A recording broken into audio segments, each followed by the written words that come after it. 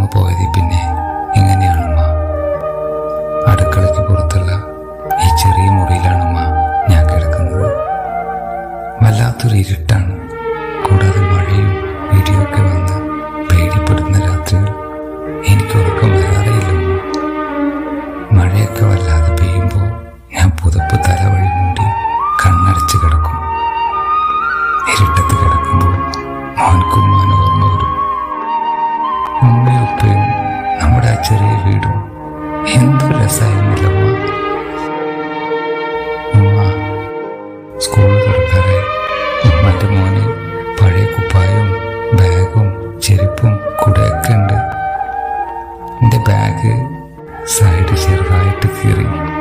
ഞാനത് തുന്നാൻ നോക്കി. എൻ്റെ ചെറിയ കൈ കൊണ്ട് അത് പറ്റുന്നില്ലമ്മ. പുതിയ ബാഗ് വേണമെന്ന് ആഗ്രഹമൊക്കെ ഉണ്ട്. ഉപ്പാനോട് പറയാൻ പേടിയാണമ്മ. ചെറിയമ്മ അറിഞ്ഞാൽ വഴക്കറിയും. ഉമ്മ, നമ്മളുപ്പ വല്ലാണ്ട് മാറിപ്പോയി. മോനോടിപ്പോ മിണ്ടാറൊന്നുമില്ലമ്മ.